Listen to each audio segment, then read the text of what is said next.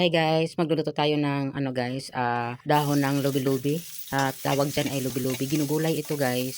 Kadalasan ng pagluluto nito ay ginagataan. So ayun, ito po ay galing po ito ng Bicol. Dala po ito ng aking manugang na si Chris. Ayan po guys. Ito tayo ng mga ingredients. Tapos sunod na natin yung ating sibuyas. Nauna na natin yung ating bawang. Yan, dala niya sa akin. Gulayin ko daw. Ito po ay first time kong magluto ng lubi-lubi guys. So yun, nauna ko yung pag-isa yung bawang, tapos yun ay sinunod ko naman yung sibuyas. Tapos niyan ay isunod naman natin yung ating luya.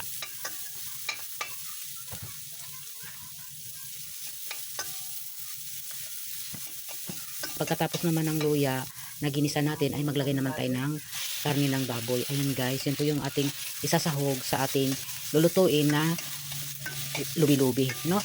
Ayan. So, impisin ko lang guys. Bawasan na natin ng taba. Mantika yung ating karneng baboy, no? So, yun. Pakuksan na natin sa guys ng kanyang mantika. Takpan natin siya para magkulob yung ating init sa ating inisang karneng baboy. Ayan. So, yun. Pagkalipas naman ng mga ilang minuto, hinalo ko naman dahil sa nasusunog na yung ilalim. Dahil yung ating kawali ay manipis lang yung ating pagkaka-stainless. So, yun. So, yun sinasabi ko, mas gusto ko yung isang kawaling niluluto ko guys, sa totoo lang.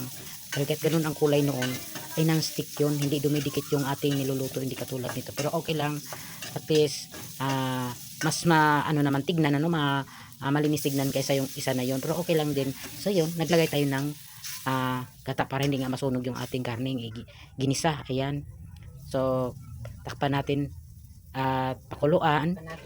Ayan guys. Tapos, pagkalipas naman ng mga ilang minuto, siya na ay hinalo ko na naman siya uli. Masusunog yung ilalim, kailangan natin siyang haluin. Ayan,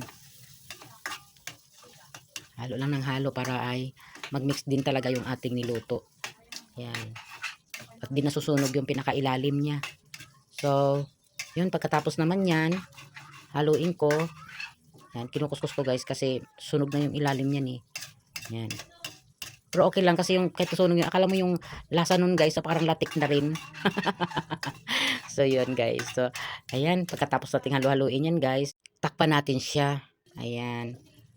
Dahil di pa siya luto yung ating karne, no, kailangan nating lutuin maigi. So yan, pagkatapos nyan, halo na naman ulit. Ayun, nagbabrown na yung gilid dahil nga medyo sunog na yung ilalim, dahil yung ating ginamit na kawali manipis po talaga siya. Yan. Dahil nga yun naman kasi yung kawali natin gagamitin isa guys, ay maganda rin sana yun, kaso lang baka mayroon na namang magbabash na sunog yung ating, kulang sa sunog yung ating kawali. So yun, okay lang guys. So ngayon maglalagay tayo dyan ng guys, ilagay na natin yung ating pamintang durog, tapos konting asin. Yan, konting asin.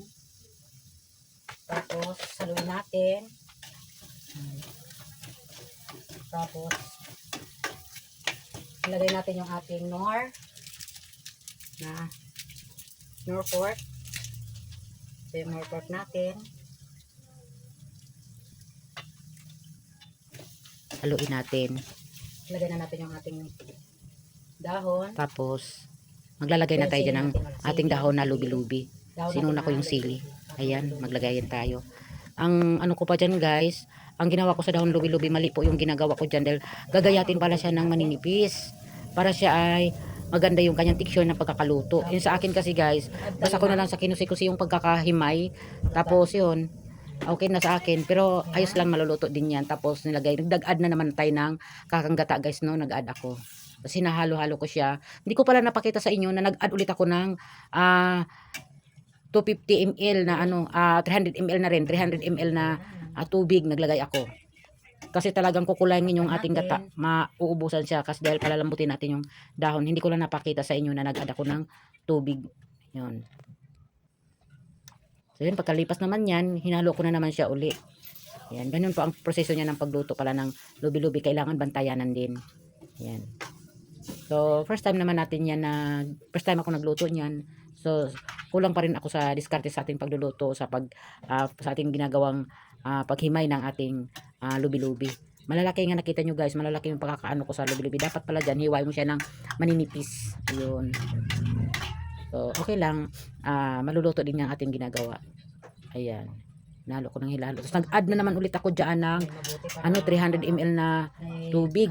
Ayun, nag-add ulit ako dyan dahil talagang sisip-sipin niya yung sabaw dahil nga sa tagal nating maglaga ng Isa pa yan guys, na dagdag ko pala dyan yung dahon na tinatawag na yung guwang na hindi na siya mura ba. Sinama ko yun dahil wala talaga akong idea sa paghimay ng lubi-lubi. Ayun. Dahil pala doon ay hindi natin isasama yung pinakaguwang ng dahil hindi na po talaga yun pwede ko tutuusin. Kailangan talaga mura. Ayun.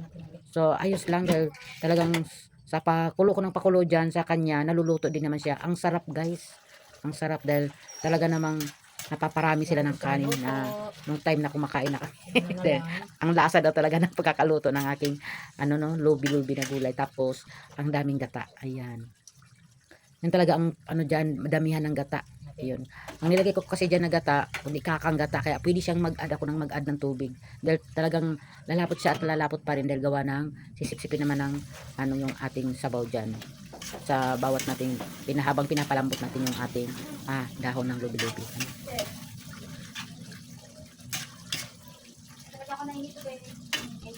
Sarap.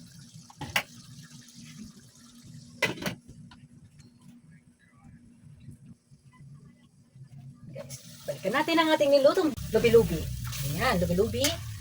Yung sarap niya guys. Luto ng ating daong lubi-lubi. Ayan, luto na siya. Yummy na. Ayan. Wow. Tingnan naman guys. Ang sarap ng ating lubi-lubi. Sarap. Ito na. Okay na. Thank you for watching. Guys, paki-subscribe naman ang ating video at kung nakarating man ito, paki-comment na lang sa baba. Ayan. Magpapasalamat ako sa inyong suporta guys na nanood kayo sa aking mga video guys. Ayan. Ayan. Thank you. Sarap niya guys. Oh. Wow. Para rin pala siyang dahong gabi natin nilaga. Ayan. At pignataan pala. Ayan guys. Thank you for watching. Bye bye.